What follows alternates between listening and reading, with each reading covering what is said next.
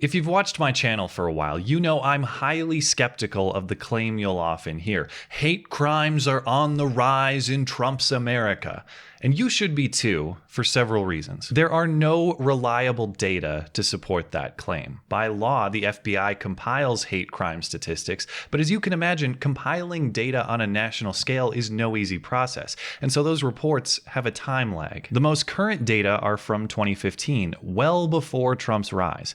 And so even if we saw an increasing trend, which, by the way, we don't, according to the FBI data, hate incidents have been generally declining since 2010. But even if they were increasing, there is no basis on which to blame any trend on the current president. The other problem with this claim is it is often sourced to the Southern Poverty Law Center and their post-election compilation of alleged hate incidents. If you don't dismiss the SPLC for their horrendous bias, labeling people like Ayaan Hirsi Ali, Ben Carson, and Maajid Nawaz as extremists, you should dismiss them on their methodology, which includes data collection by self-submission to their own intake page, as well as social media, where, as we all know, everyone always tells the truth about everything all of the time. But since they have the correct politics, most news reporters don't challenge the SPLC on their objectivity in data compilation and analysis. So if it's hate crime data you're after, we're generally limited to the dated but methodologically sound FBI sources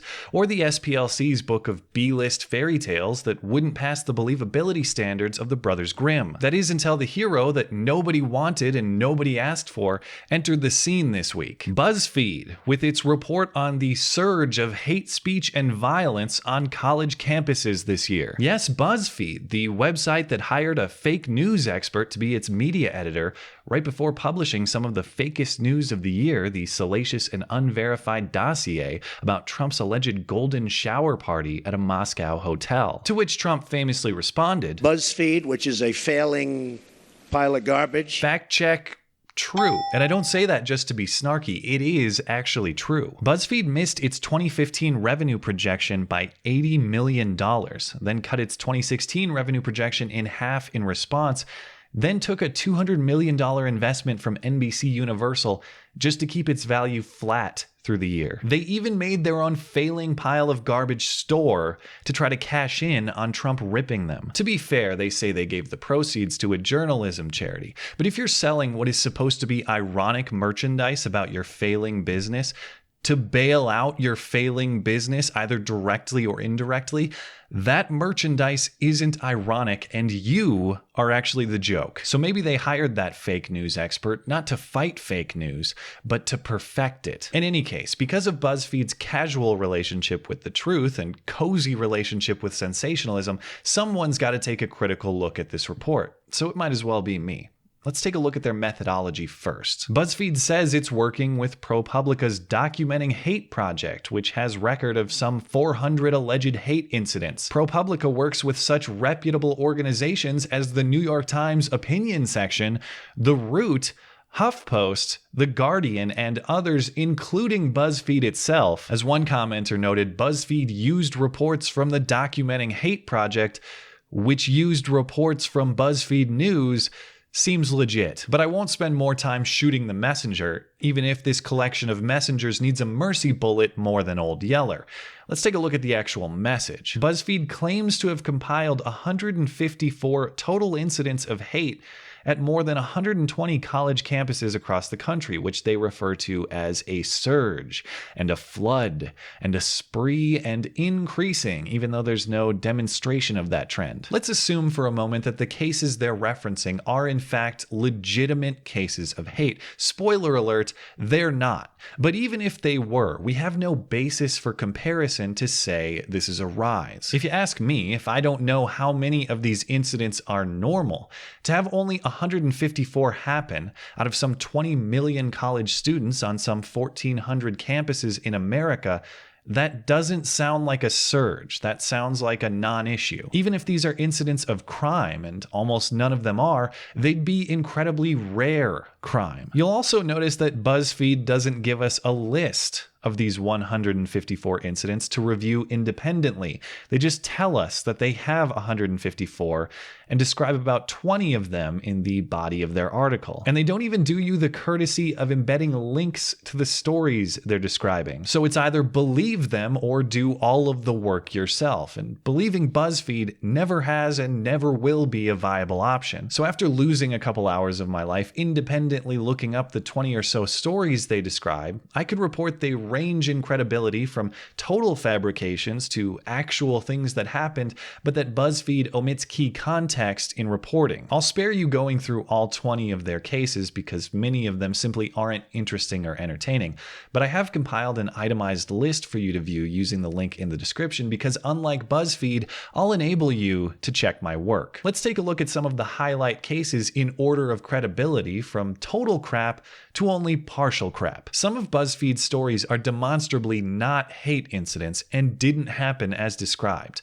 or even at all. Take, for example, BuzzFeed's reference to a Latina student who returned to her dorm to find that her roommate had built a makeshift wall between their beds, alongside a note that read "Trump won," so here's a little preview of what's to come. If that sounds mostly harmless, that's because it is. Here's a picture of the scene in question. What they call a makeshift wall was just an arrangement of clothes and personal items on the floor with a note in jest, which the Latina student understood as a gag that had backfired, consistent with lighthearted jokes her roommate had made previously and that the Latina student herself admitted to finding funny. So is hate on the rise in Trump's America?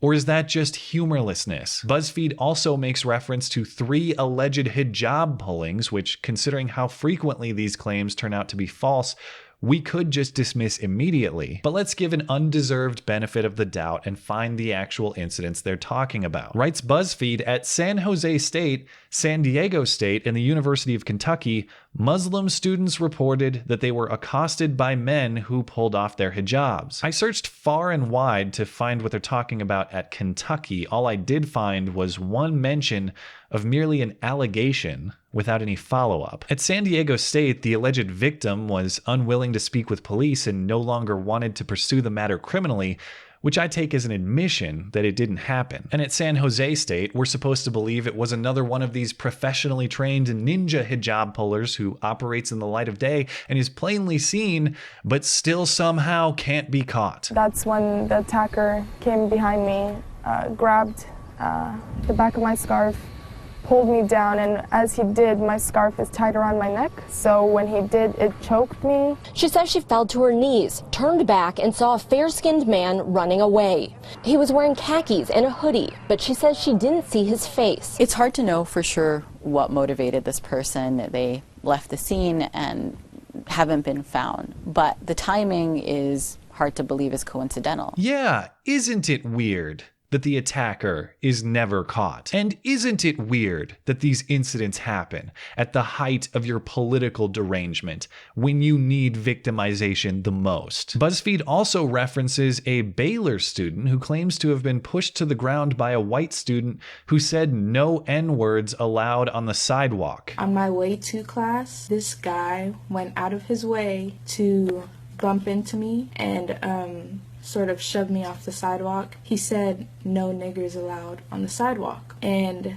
I was just shocked, like I had no words. And this other guy behind me, both of them, neither of them I knew.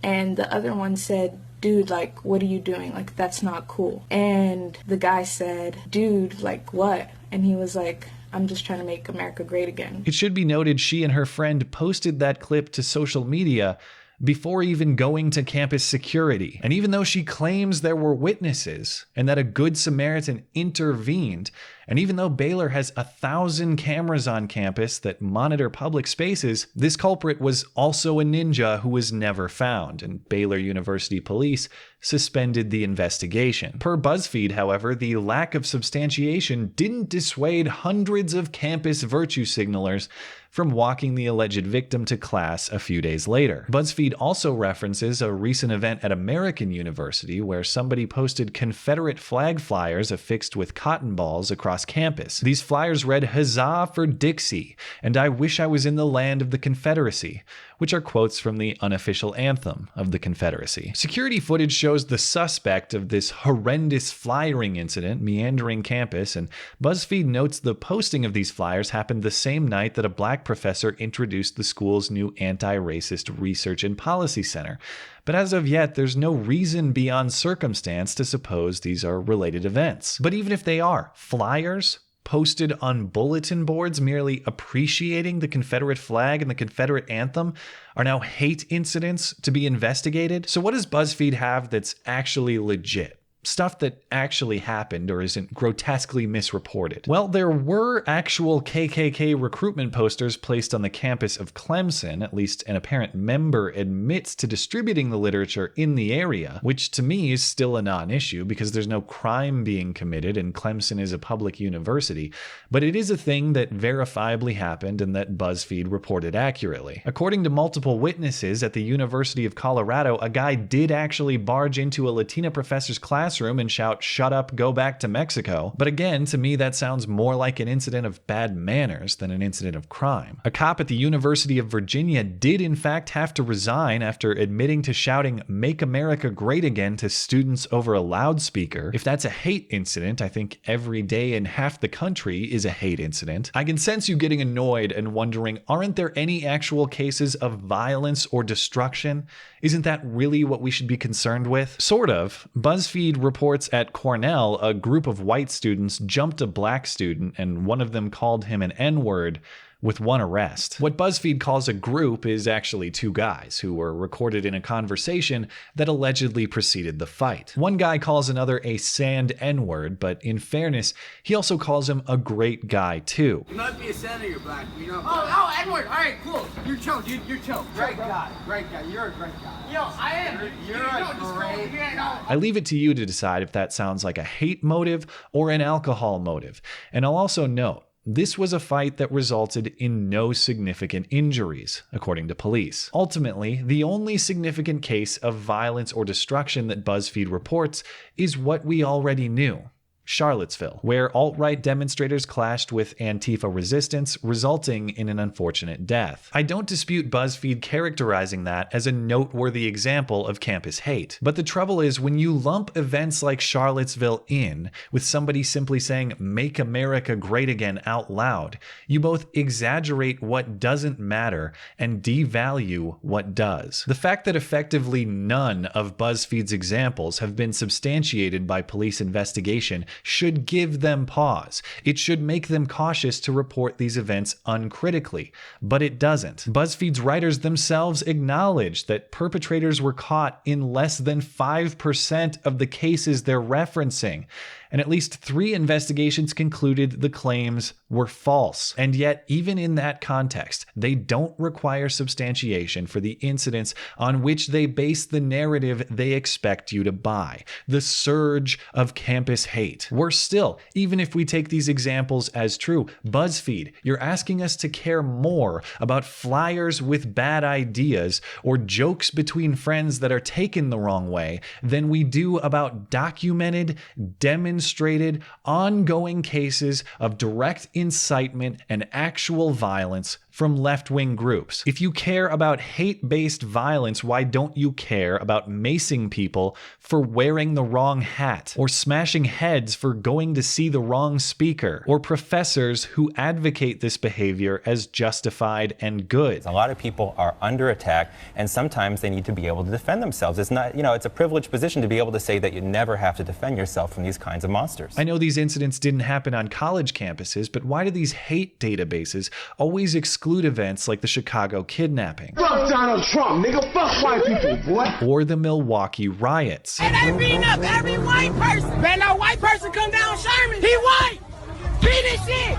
Bitch. Or unprovoked attacks on police or government officials like Micah Johnson in Dallas or the congressional baseball shooting in Alexandria. If the premise for your article is the horror of being surrounded by people who hate you and want to see you dead, how is it that out of 1,700 words in your article, not one is Antifa, who continuously harass and attack people like it's their job Because it basically is. On first read, I thought the lack of source and reference material in this article was due to laziness, but it's not.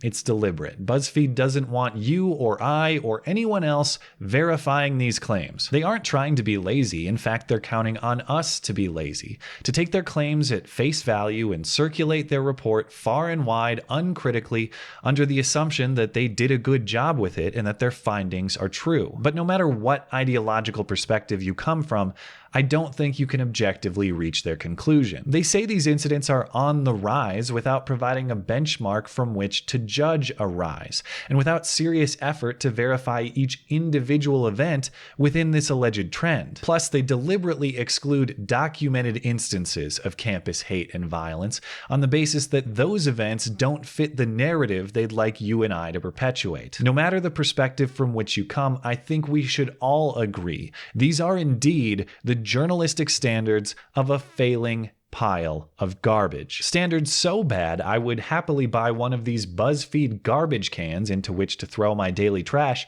if the rest of you hadn't already beaten me to it. Thanks as always for listening and for supporting this channel. Always appreciate that thoughtful discussion down below, and especially over on Twitter. That is at ML Christiansen. You're always welcome to come hang out and chat in my live streams. Those are linked down in the description. Looking forward to it. Okay, bye.